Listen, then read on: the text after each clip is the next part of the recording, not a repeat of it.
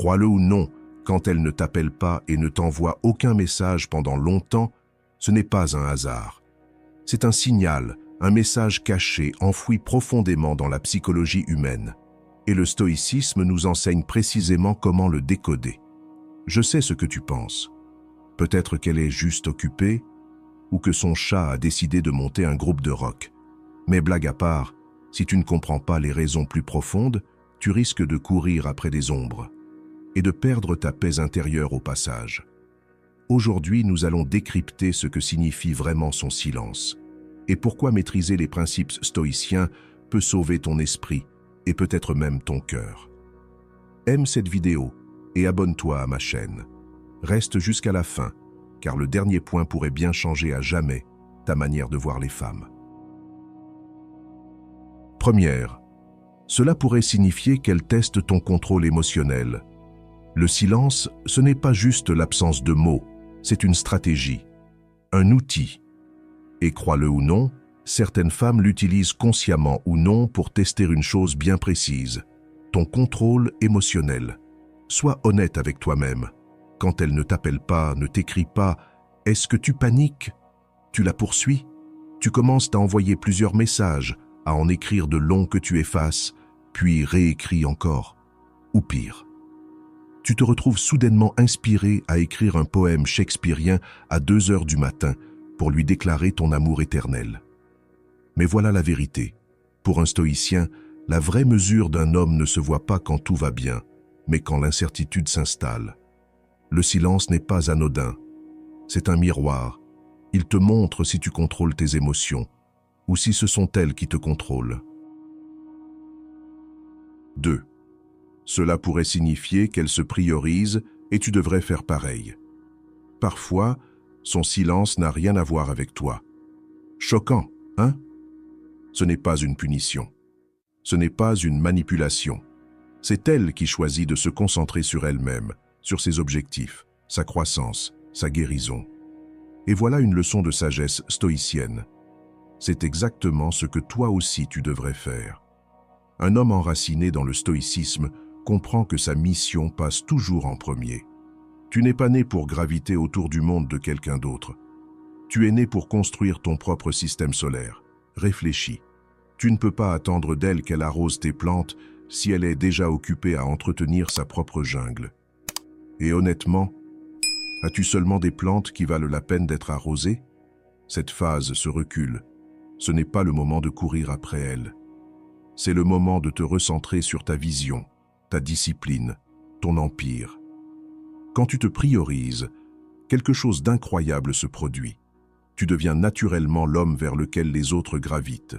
Dis-moi, si tu disparaissais pendant 1 semaine, ton absence résonnerait-elle comme un coup de tonnerre? Ou passerait-elle inaperçue? Pense à ça. Mais, et c'est un gros « mais », que faire si son silence ne parle pas de croissance ou de concentration, mais de quelque chose qui s'efface doucement en arrière-plan? 3e, cela pourrait signifier qu'elle perd de l'intérêt, et c'est un cadeau. Oui, ça pique un peu, mais si tu l'acceptes, cette vérité peut te libérer. Parfois, quand une femme se tait, ce n'est pas un test, ce n'est pas une période de guérison, ce n'est pas une quête de développement personnel, c'est simplement un intérêt qui s'éteint. Et oui, cette prise de conscience peut être douloureuse, comme regarder un coucher de soleil que tu pensais éternel disparaître lentement derrière un horizon froid. Mais voici la vérité stoïcienne. Ce n'est pas la perte qui est l'ennemi, c'est l'attachement. Quand l'énergie de quelqu'un envers toi s'estompe, c'est la nature qui fait de la place, pour que tu montes en niveau, pour de meilleures connexions, pour de nouvelles opportunités. Ce n'est pas un rejet, c'est une redirection. Pense-y comme au rayon des soldes dans un magasin.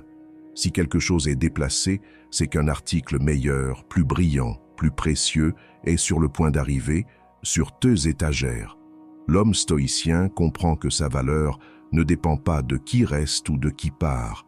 Elle est ancrée dans celui qu'il est en train de devenir. Pose-toi une question difficile. Es-tu en train d'essayer de recoller du verre brisé? Ou es-tu en train de forger une épée dans le feu? Mais attends, et si je te disais que parfois, son silence n'a rien à voir avec toi. Et si c'était une tempête émotionnelle en elle? Une tempête que tu ne peux ni provoquer ni contrôler. Quatrième, cela pourrait signifier qu'elle est prise dans sa propre tempête émotionnelle. Voici une vérité dont on parle trop peu. Parfois, son silence n'a rien à voir avec toi. Comme les hommes, les femmes affrontent des tempêtes intérieures, des moments où elles se sentent perdues, submergées, paralysées par le chaos de la vie. Et dans le stoïcisme, l'une des premières leçons, c'est de ne pas porter ce qui ne t'appartient pas. Et pourtant, si souvent, on se précipite pour se blâmer. On invente des histoires, on cherche des raisons, et on se torture avec des « et si ». Mais la vérité, c'est que sa distance est peut-être simplement sa manière de survivre, pas un jugement sur ta valeur. Réfléchis, tu ne te blâmes pas chaque fois qu'il pleut, non? Tu ne sors pas, tu ne vois pas un orage et tu ne cries pas « c'est parce que j'ai oublié de répondre à son message ». La vie arrive, le chagrin, le stress, l'anxiété, le doute. Ces choses créent des silences qui ne sont pas personnels, ils sont simplement humains.